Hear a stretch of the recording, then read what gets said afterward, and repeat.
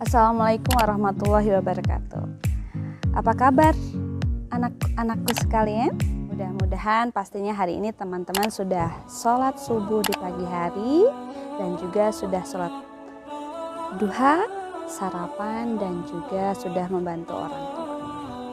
Apabila teman-teman sudah semuanya itu, insya Allah sebelum pembelajaran dimulai, Ibu akan menyampaikan Kiswah hari ini terkait dengan cerita Sa'labah dan Qorun. Ada persamaan kisah di antara keduanya. Hanya perbedaannya, Qorun terjadi pada zaman Nabi Musa dan Sa'labah terjadi pada zaman Nabi Muhammad. Bagaimana kisahnya? Mana yang mau dipilih?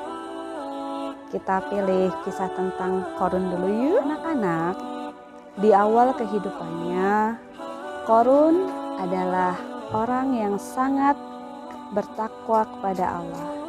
Dia rajin beribadah, rajin berpuasa. Namun, kehidupannya sangat memprihatinkan. Tahun berganti tahun, Qorun istiqomah dalam ketaatannya kepada Allah. Hingga satu titik Qorun menghadap kepada Nabi Musa dan berkata, "Ya Nabi Allah, aku sudah gak sanggup lagi hidup seperti ini. Aku kasihan sekali kepada anakku, kepada istriku, mereka harus selalu kelaparan dan kekurangan pakaian. Engkau kan Nabi Allah, berdoalah kepada Allah agar aku diberikan harta yang banyak." Kemudian Nabi Musa berkata kepada Qorun, "Ya saudaraku," karena sebenarnya Qorun adalah sepupu dari Nabi Musa. "Ujian harta itu sangatlah berat.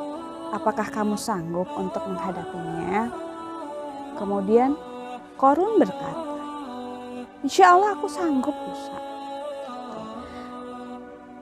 Kemudian berpikirlah kembali, dan nanti setelah engkau berpikir dan memutuskan, datanglah kembali kepadaku. Kemudian Qorun pulang dan besoknya kembali dengan permintaannya yang sama.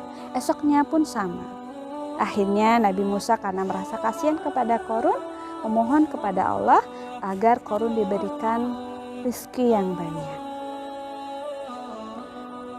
Sejak dari doa itu, waktu berlalu, detik demi detik, menit demi menit, hari berganti, bulan berganti bulan, dan tak terasa Qorun menjadi orang yang kaya.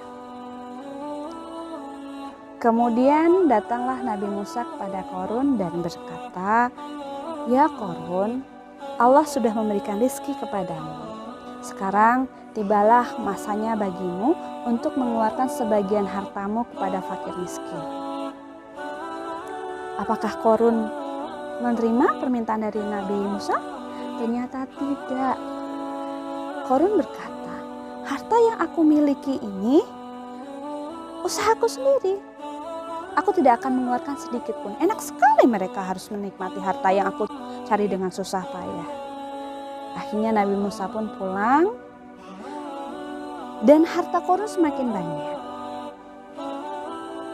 Kemudian Nabi Musa datang kembali suatu waktu dan sama. Akhirnya berkali-kali Nabi Musa mengingatkan saudaranya itu untuk membagi rezekinya dalam bentuk zakat, tapi berkali-kali juga Qorun menolaknya. Akhirnya Nabi Musa menyatakan, "Qorun, tunggulah azab dari Allah karena engkau telah melalaikan segala nikmat yang sudah Allah berikan. Sungguhnya sebagian dari hartamu itu adalah hak dari anak-anak yatim dan juga fakir miskin." Kemudian Qorun dengan pongah bukannya teringat dan insyaf, tapi Qorun semakin pongah. Hingga akhirnya suatu saat tiba-tiba terjadilah gempa bumi dan semua harta yang Qorun miliki dan dia usahakan secara susah payah ditelan bumi. Nah teman-teman, itulah sebagian dari kita yang memandang bahwa kaya itu adalah banyak harta. Tapi Rasulullah sudah menyampaikan kepada kita sebenarnya orang yang kaya itu bukan orang yang banyak harta, tapi dia orang yang rajin bersedekah. Karena sesungguhnya ketika dia banyak bersedekah, baik itu kepada yatim, baik itu kepada fakir miskin, maka sesungguhnya harta itu akan menemaninya nanti di akhirat dan menjadi amal baik. Jadi teman-teman, Ibu harap dalam masa pandemi semacam ini, walaupun kita sendiri kadang-kadang kesusahan, yuk kita sama-sama tetap minta kepada Allah. Mudah-mudahan kita diberikan oleh Allah hati yang mudah berbagi, baik itu dalam ucapan yang baik, dalam ilmu yang baik, dan juga dalam hal-hal uang maupun materi yang kita miliki. Demikian kisah hari ini, mudah-mudahan kita semua diberikan keberkahan waktu dan rezeki oleh Allah. Ada kurang lebihnya Ibu mohon maaf. Wabillahi taufiq wal hidayah. Wassalamualaikum warahmatullahi wabarakatuh.